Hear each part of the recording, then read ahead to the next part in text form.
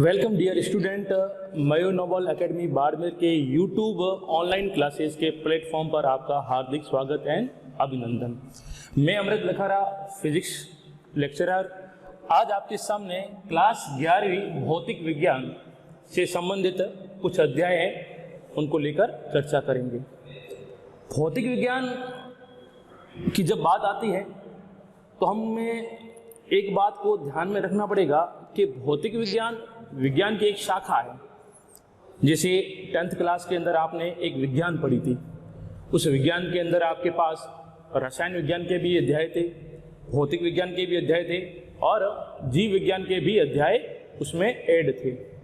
लेकिन जैसे आप 11th क्लास में आओगे तो जो वो 10th क्लास की जो विज्ञान है वो 3 पार्ट के अंदर डिवाइड हो गई।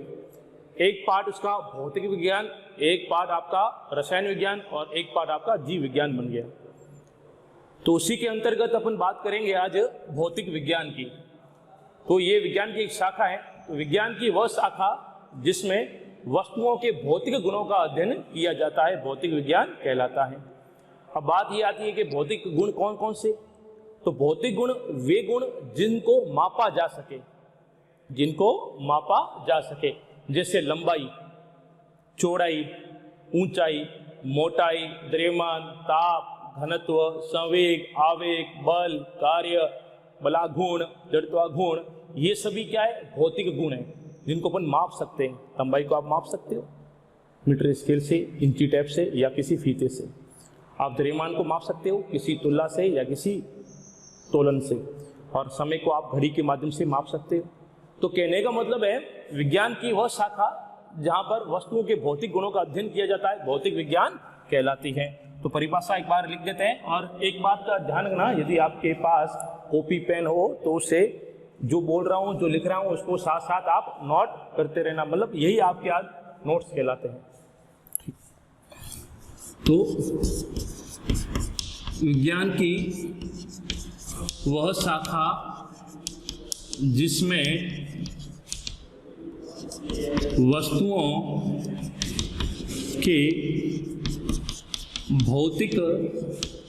है,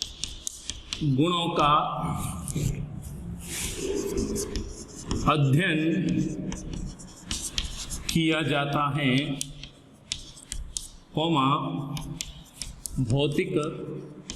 विज्ञान कहलाती है। तो विज्ञान की वह शाखा जिसमें वस्तुओं के भौतिक गुणों का अध्ययन किया जाता है, भौतिक विज्ञान कहलाती है। भौतिक गुण कैसे? भौतिक गुण मतलब लंबाई,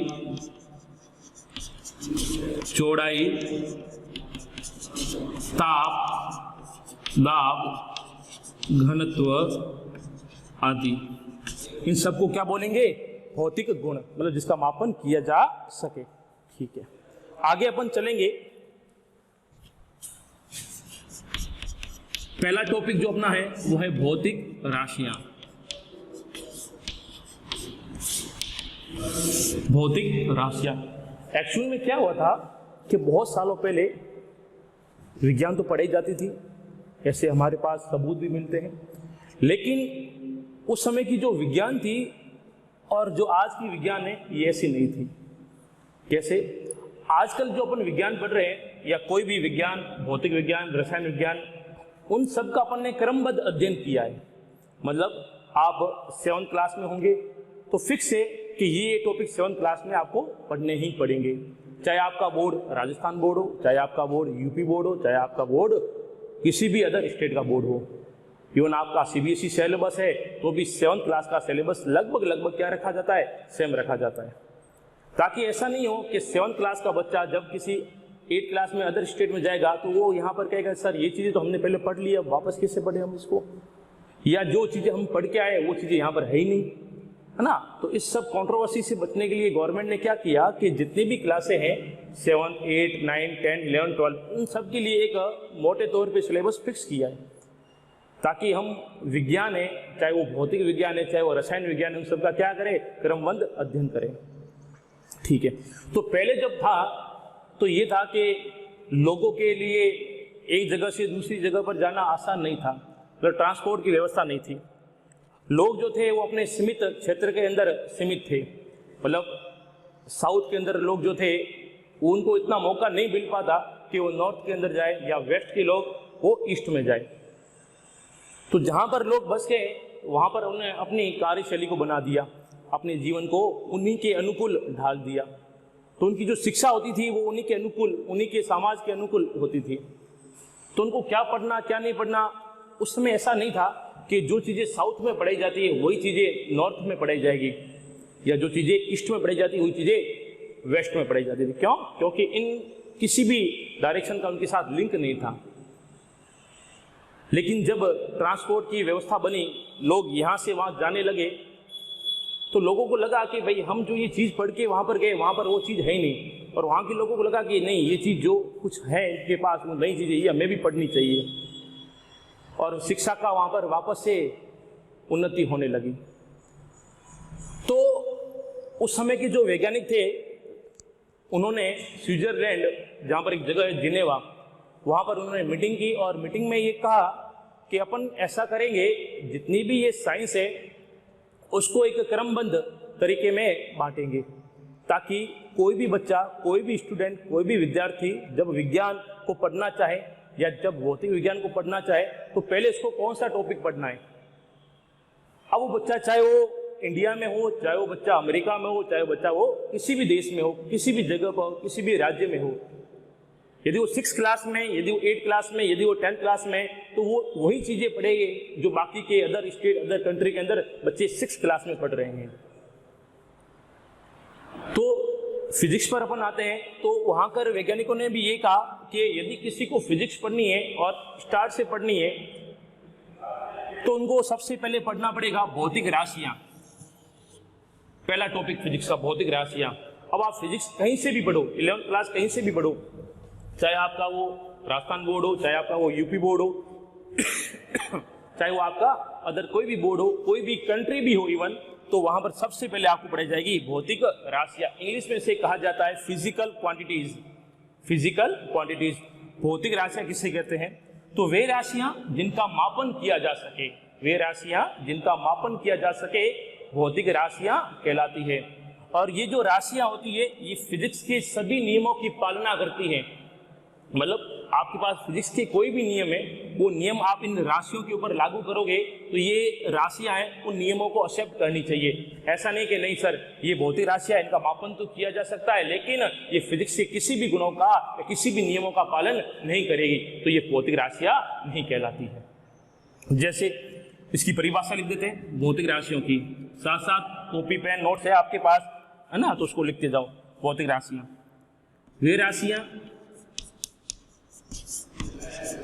वे राशियां जिनका मापन किया जा सके, कॉमा भौतिक राशियां कहलाती है। ठीक है। अब ये फिजिक्स के जितने भी लॉ हैं, फिजिक्स के जितने भी लॉ हैं उन सभी लॉ को ये अप्लाई करें। फिजिक्स के जितने भी लॉ है वे सभी लॉ इस पर अप्लाई होने चाहिए। तो ये अपने पास सिंपल सी एक डेफिनेशन आ गई। अब आगे जाकर भौतिक राशियों को 2 भागों में बांटा गया। एक होगी अपनी मूल राशियां और एक होगी व्युत्पन्न राशियां। तो क्लासिफिकेशन ऑफ फिजिकल क्वांटिटीज, जिसके अंतर्गत अपन ने 2 चीजें पढ़नी है, क्या? मूल राशियां और व्युत्पन्न राशियां। एक बार वापस कहना चाहूंगा, वीडियो को पॉज करके जो नोट्स बना रहे हो उसको अच्छे से व्यवस्थित बनाइए, क्योंकि आगे चलकर आपके यही नोट्स काम आने वाले हैं। ठीक है।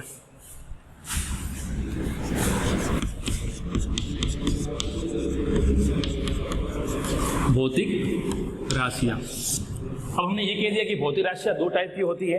कौन कौन सी? पहला मूल राशियां, सेकंड व्युत्पन्न राशियां।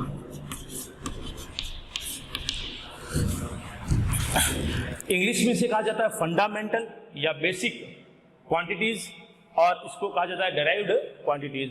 अब जैसा कि इसका नाम है वैसी इसकी डेफिनेशन होगी। मूल का मतलब होता है फंडामेंटल या बेसिक, मतलब जिसकी उत्पत्ति खुद से हुई हो। मूल का मतलब जिसकी उत्पत्ति खुद से हुई हो या जो किसी और पे डिपेंड नहीं होती हो। तो मूल राशियां वे राशियां या वे भौतिक राशियां जो किसी अन्य भौतिक राशियों पर डिपेंड नहीं होती हैं, मूल राशियां कहते हैं, या जिनकी उत्पत्ति स्वयं से होती हो मूल राशियां कहलाती है। तो इसकी डेफिनेशन हो जाएगी, वे भौतिक राशियां जो किन्हीं अन्य भौतिक राशियों पर निर्भर नहीं होती हैं। क्या कहलाती है? मूल राशियां, या जिनकी उत्पत्ति स्वयं से हो। क्या कहलाती है? मूल राशियां। जैसे हमारे पास है यहां पर घनत्व। घनत्व का फॉर्मूला होता है अपने पास द्रव्यमान बट्टा आयतन। तो घनत्व भी अपने पास एक भौतिक राशि है क्योंकि इसका मापन किया जा सकता है। हमने अभी कहा था भौतिक राशियां वे राशियां जिनका मापन किया जा सकता है, लंबाई, चौड़ाई, ताप, द्रव्यमान आदि, है ना। ये तो घनत्व भी एक क्या है अपने पास भौतिक राशि है, द्रव्यमान वो भी एक भौतिक राशि है, आयतन ये भी एक भौतिक राशि है। अब हमें ये चेक करना है कि घनत्व कैसी है, मूल राशि या व्युत्पन्न राशि है। तो किसी भी वस्तु का जो घनत्व है वो दो चीजों पर डिपेंड कर रहा है, किस पर? द्रव्यमान और आयतन पर। तो ये जो घनत्व है वो सीधे सीधे तौर पे हम कह सकते हैं द्रव्यमान और आयतन पे डिपेंड कर रहा है। तो जो चीज डिपेंड कर रही है तो वो तो मूल हो ही नहीं सकती। तो मूल नहीं होगी तो इसको किस में डालेंगे? व्युत्पन्न राशि में डालेंगे। तो कहने का मतलब है कि घनत्व जो है वो एक व्युत्पन्न राशि होती है, मूल राशि नहीं होती है। मतलब अभी जो अपने डेफिनेशन लिखी है ना कि भौतिक राशियां वे राशियां जो किन्हीं अन्य भौतिक राशियों पर डिपेंड नहीं होती है। डिपेंड नहीं होती है इसका मतलब क्या है? ये चीज होती है, ठीक है। अब भौतिक राशियां कितने प्रकार की होती है उसको अपन पढ़ेंगे। तो भौतिक राशियां होती है कितने? 7 प्रकार की। कौन कौन सी? उनको अपन लिखते हैं बोर्ड पर। फिजिक्स बहुत ही सिंपल टॉपिक है, सिंपल सब्जेक्ट है। एक दो बार इसका रिवाइज करोगे तो चीजें सब याद हो जाती हैं। दिमाग के अंदर होता है कि सर भौतिक विज्ञान थोड़ा सा हार्ड होता है, 10th क्लास के अंदर हमने न्यूमेरिकल थे उससे बहुत दूर भागे हैं। ऐसा नहीं है ना, बहुत सिंपल है।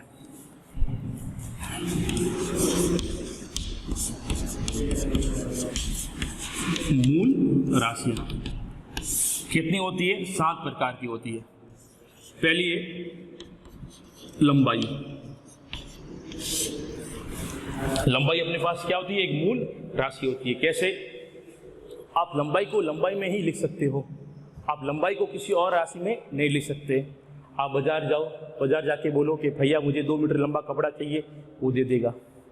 अब भैया को ये बोलो कि भैया मुझे 2 किलोग्राम कपड़ा चाहिए, क्या वो देगा? क्या नहीं देगा, वो के भाग जाए यहाँ से। क्यों? क्योंकि आपने लंबाई को किलोग्राम में, द्रव्यमान में चेंज किया आपने। और मूल राशि किसे कहते हैं? जो किसी और पे डिपेंड नहीं होती है, ठीक है। तो लंबाई भी अपने पास क्या हो जाएगी? मूल राशि हो जाएगी। सेकंड अपने पास द्रव्यमान, जिसको इंग्लिश में मास कहा जाता है। द्रव्यमान भी अपने पास क्या होती है? भौतिक राशि होती है, और वो भी कौन सी? मूल राशि। मतलब द्रव्यमान को आप किसी अन्य राशि में नहीं लिख सकते। वापस वही एग्जांपल, आप बाजार जाओ, बाजार जाके आप शॉपकीपर को, दुकानदार को बोलो कि भैया मुझे 2 किलोग्राम चीनी चाहिए, वो दे देगा सिंपली, कुछ जवाब तो आप नहीं करेगा। लेकिन आप उसी को यही बोलो कि भैया मुझे 2 मीटर लंबी चीनी चाहिए, वो नहीं दे पाएगा। क्यों? क्योंकि द्रव्यमान को आप लंबाई में नहीं लिख सकते। द्रव्यमान के लिए आपको द्रव्यमान ही वर्ड यूज करना पड़ेगा। तो 2 किलोग्राम चीनी है तो 2 किलोग्राम चीनी ही आपको बोलना पड़ेगा, आप 2 मीटर लंबी चीनी नहीं बोल सकते। तो कहने का तौर है कि ये द्रव्यमान लंबाई में कन्वर्ट नहीं किया जा सकता, नहीं किया जा सकता। तो द्रव्यमान भी अपनी क्या बन गई? एक मूल राशि बन गई। उसके बाद आता है 3 नंबर पे समय। समय ये भी अपने पास क्या होती है? एक मूल राशि होती है। कैसे? अभी 3 बजे हैं या अभी 2 बजे हैं, जैसा भी आप चाहो। अब इसको लंबाई में बोलो, अभी 2 मीटर बजे हैं, पॉसिबल ही नहीं। अभी 2 किलोग्राम बचे हैं, पॉसिबल ही नहीं है। अभी सूर्य अस्त हुआ, कल 24 घंटे के बाद सूर्य अस्त होगा, सही बात है, 24 घंटे समय की इकाई होती है। अभी सूर्य अस्त हुआ, कल 24 मीटर के बाद सूर्य अस्त होगा, कह ही नहीं सकते अपन, मतलब समय को आप लंबाई में बोल ही नहीं सकते।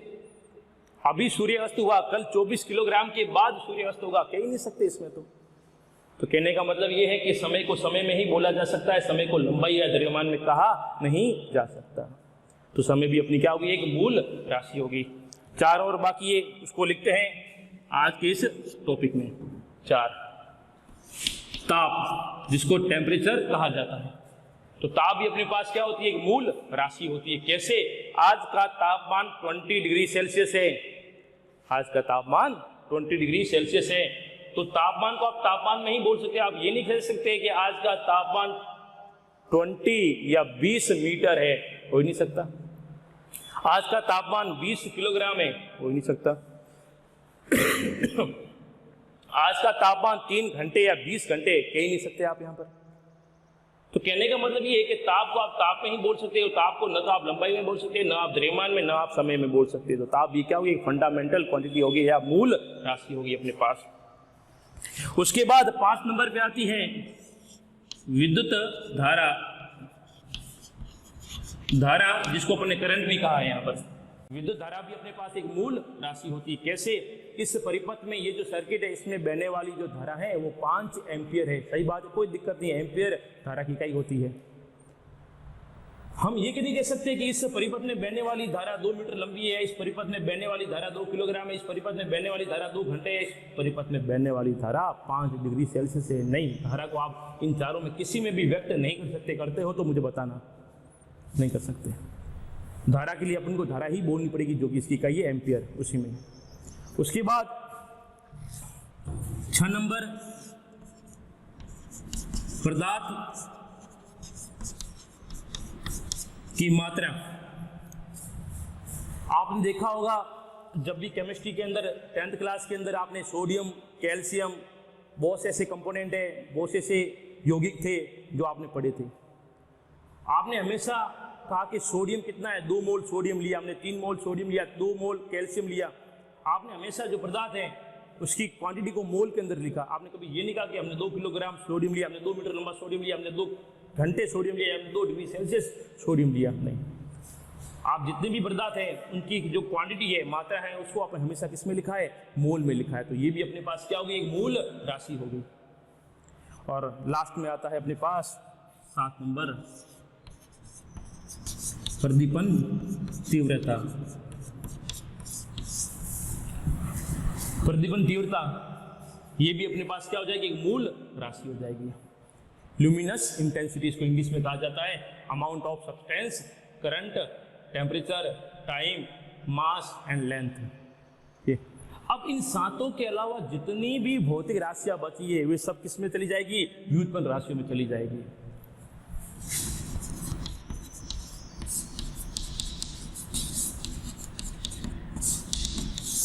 व्युत्पन्न राशियां वे भौतिक राशियां, इसकी जस्ट उल्टी डेफिनेशन, वाइस वर्सा, वे भौतिक राशियां जो किन्हीं अन्य भौतिक राशियों पर निर्भर होती हैं, व्युत्पन्न राशियां कहलाती है। वे भौतिक राशियां जो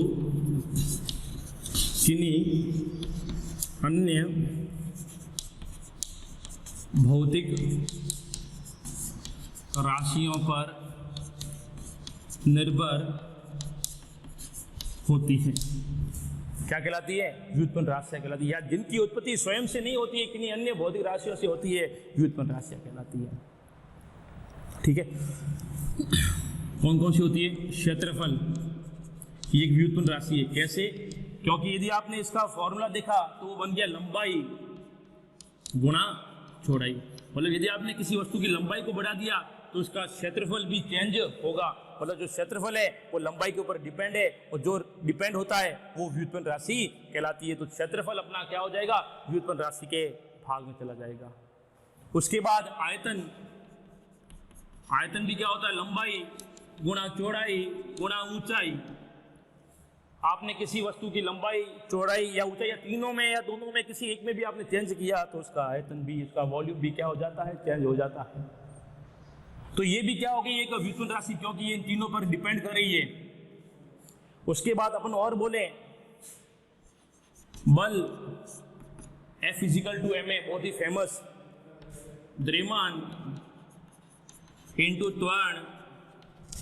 तो बल है वो किसके ऊपर डिपेंड है, द्रव्यमान।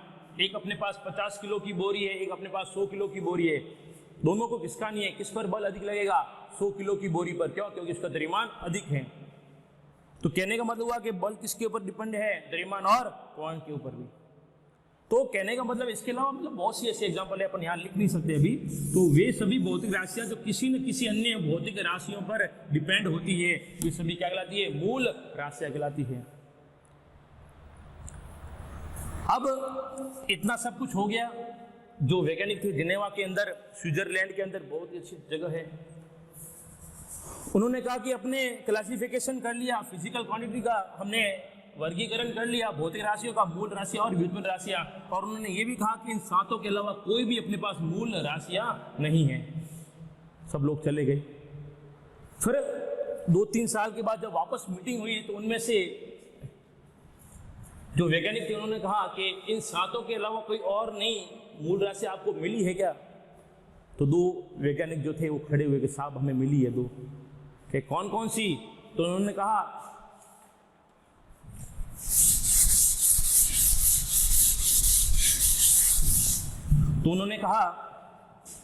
कि सर एक कोण और एक ठोस कोण। क्या?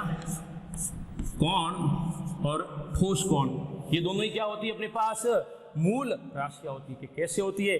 कि सर जो कोण होता है वो किसी अन्य पर डिपेंड ही नहीं होता है, और जो ठोस कोण होता है वो भी किसी पर डिपेंड नहीं होता। तो पहले अपन ये देख लेते हैं कोण किसे कहते हैं।